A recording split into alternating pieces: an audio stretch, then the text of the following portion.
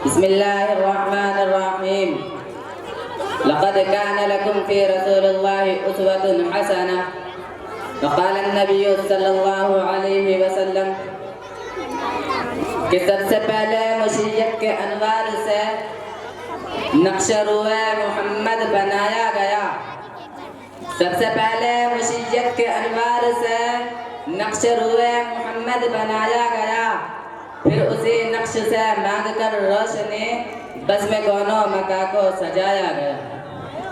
بلغ العلا بکمالہ کشف الدجى بجمالہ حسنت جمیع خصالہ صلو علیہ وآلہ. کہ پہنچے بلندی پر اپنے کمال سے، پہنچے بلندی پر اپنے کمال سے، دور کر دیا اندھیرا اپنے جمال سے. اور ہنسی ہے آپ کی سب خصلتیں، درود بھیجو آپ پر اور آپ کی آل پر. کہ طلوع شمس و قمر سے پہلے میں تجھ پہ آقا درود بھیجوں. ہر ایک شام و سحر سے پہلے میں تجھ پہ آقا درود بھیجوں. رب کی بھیجی ہوئی کتاب ہے تو، رب کی بھیجی ہوئی کتاب ہے تو، میرا مکمل نصاب ہے تو. اصول و علم و عمل سے پہلے میں تجھ پہ آقا درود بھیجوں. سفر کا آغاز جب کروں میں تو لب پہ میرے نام ہو تیرا. سفر کا آغاز جب کروں میں تو لب پہ میرے نام ہو تیرا. پلٹ کے واپس میں جو آؤں تو گھر سے پہلے میں تجھ پہ آقا درود بھیجوں. میرے واجب الاحترام اور قابل قدر شخصیات، ملت اسلامیہ کے دھڑکتے دلوں، قصبہ میرپور، محلہ گڑھی رسول پور کے غیور نوجوانوں اور میرے آنے والے مہمان خصوصی، آج کا میرا موضوع شان مصطفیٰ ہے. میں اسٹیج پر کھڑے ہو کر انشاءاللہ کوشش کروں گا کہ آپ سبھی کے سامنے حضور صلی اللہ علیہ وسلم کی سیرت طیبہ پر اپنی معروفات پیش کروں. میرے بھائیوں، بے مثال سیرت ہے. آپ کی سیرت کا حق تو کوئی بھی ادا نہیں کر سکتا. کسی انسان میں اتنی قوت نہیں، کسی انسان میں اتنی طاقت نہیں، اتنی تقویت نہیں کہ وہ کہے کہ میں نے حضور کی سیرت کا حق ادا کر دیا. ایک آدمی نے مجھے کہا کہ جب آپ حضور کی سیرت بیان کرنے کا حق ادا نہیں کر سکتے تو پھر سیرت بیان کرنے کی کیا ضرورت ہے؟ میں نے کہا کہ ہماری مثال تو مصر کی اس بڑھیا کی ہے جو یوسف کو خریدنے کے لیے روئی کی ایک گٹھڑی لے کر آئی تھی. اور کسی نے کہا تھا کہ اماں کیا تیری اس گٹھڑی سے بھی یوسف خریدا جائے گا؟ تو کہنے لگی کہ بات یوسف کو خریدنے کی نہیں، بات یوسف کو خریدنے کی نہیں، اصل میں بات تو یہ ہے کہ کل قیامت کے دن جب اللہ رب العزت فرمائے گا کہ میرے نبی کا، میرے یوسف کا خریدار کون کون تھا، تو کم سے کم میرا نام بھی ان خریداروں میں آ جائے گا.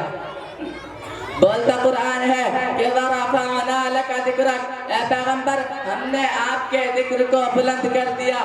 میرے بھائیوں، نبی چلتا ہے تو قرآن بولتا ہے، نبی اٹھتا ہے تو قرآن بولتا ہے، نبی بیٹھتا ہے تو قرآن بولتا ہے، نبی پہاڑ پر ہے تو قرآن بولتا ہے، نبی بولتا ہے تو قرآن بولتا ہے، نبی مسکراتا ہے تو قرآن بولتا ہے، محمد کی ایک ایک ادا قرآن بولتا ہے، نبی صحابہ کو سینے سے لگاتا ہے تو قرآن بولتا ہے، نبی اولاد سے پیار کرتا ہے تو قرآن بولتا ہے.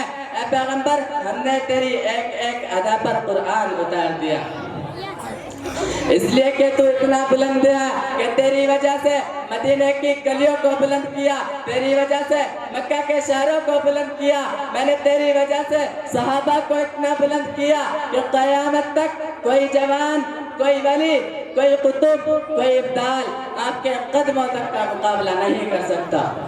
میرے بھائیوں، ہمارا نبی، نبیوں کا نبی، اللہ تبارک و تعالی نے، اللہ رب العزت نے اور بھی انبیاء علیہ السلام دنیا میں بھیجے، لیکن دنیا میں جتنے بھی نبی آئے کوئی بستی کے لیے آیا، کوئی قوم کے لیے آیا، کوئی شہر کے لیے آیا، کوئی ایک ملک کے لیے آیا، کوئی موضوع کے لیے آیا، لیکن ہمارے پیغمبر کو دیکھو، ہمارا نبی آسمانوں کا نبی، زمین کا نبی، شمس و قمر کا نبی، شجر و حجر کا نبی، ساری کائنات کا نبی، اور ہمارا نبی نبیوں کا نبی۔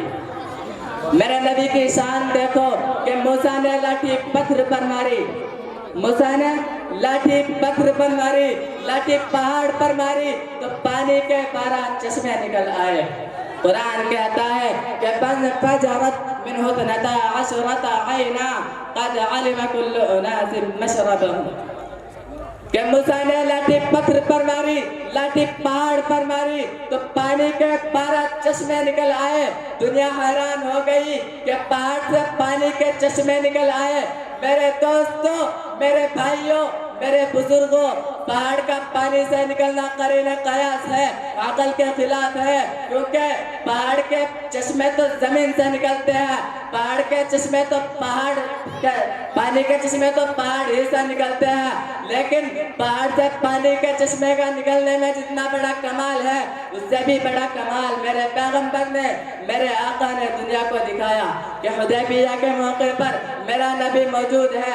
صحابہ نے آ کر بتلایا کہ یا رسول اللہ پانی ختم ہو گیا۔ صحابہ نے آ کر بتلایا کہ یا رسول اللہ پانی ختم ہو گیا۔ حضور نے فرمایا کہ ایک پیالہ لاؤ، پیالے میں تھوڑا سا پانی ہے، اس پانی میں آقا نے اپنا نبوت والا ہاتھ ڈالا تو ان کی انگلیاں مبارک میں سے پانی کے چشمے نکل آئے۔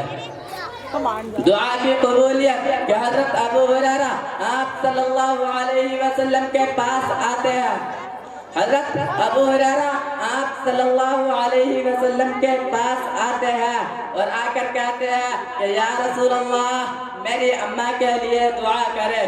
آقا نے اپنے نبوت والے ہاتھ اوپر اٹھائے اور فرمایا یا اللہ حضرت ابو ہریرہ کی ماں کو ہدایت عطا فرما۔ دعا کرا کے حضرت ابو ہریرہ گھر کی طرف دوڑے جا رہے ہیں، گھر کی طرف بھاگے جا رہے ہیں کہ کسی نے بازو پکڑ لیا کہ ابو ہریرہ کہاں جاتا ہے؟ فرمایا کہ میں گھر جا کر دیکھنا چاہتا ہوں کہ گھر میں پہلے پہنچتا ہوں یا محمد کی دعا پہلے پہنچتی ہے۔ حضرت ابو ہریرہ گھر پہنچے تو جا کر دیکھا کہ دروازہ بند ہے۔ تھوڑی دیر کے بعد دروازہ کھلا، اماں غسل کر کے فارغ ہوئی اور کہنے لگی کہ ابو ہریرہ مجھ کو بھی نبی کے دروازے پر لے جا کر کلمہ پڑھا دے۔ معجزہ رسول اللہ صلی اللہ علیہ وسلم کہ حضرت ابو ہریرہ مدینے کی ایک چوک میں لیٹے ہوئے ہیں۔ ابو ہریرہ کمزور ہے، ابو بکر آئے گزر گئے، عمر آئے گزر گئے، آقا علیہ السلام آئے تو آ کر دیکھا کہ ابو ہریرہ کمزور ہے۔ آقا نے پوچھا کہ اے ابو ہریرہ کیا ہوا؟ تو اشارہ کر کے بتلایا کہ 3 دن سے کھانے کے لیے کچھ نہیں ملا، 3 دن سے کھانے کے لیے کچھ نہیں ملا۔ آقا ابراہیم حیات باقی، ملاقات باقی، وآخر الدعوانا الحمدللہ رب العالمین۔ السلام علیکم۔ آسرا میرے دل کا لا الہ الا اللہ، آسرا میرے دل کا لا الہ الا اللہ، عرش پہ لکھا دے لا الہ الا اللہ، عرش پہ لکھا دیکھا لا الہ الا اللہ، کتنی میٹھی باتیں تھی آپ کی خدا جانے، کتنی میٹھی باتیں تھی آپ کی خدا جانے، پتھروں نے پر ڈالا لا الہ الا اللہ، پتھروں نے پر ڈالا لا الہ الا اللہ، دشمنوں نے ڈالی ہے دھول ہر گھڑی، لیکن دشمنوں نے ڈالی ہے دھول ہر گھڑی، لیکن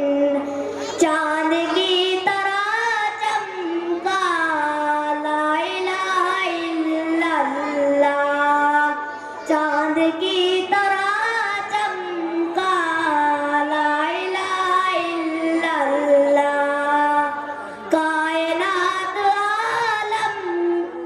अस्सलाम वालेकुम।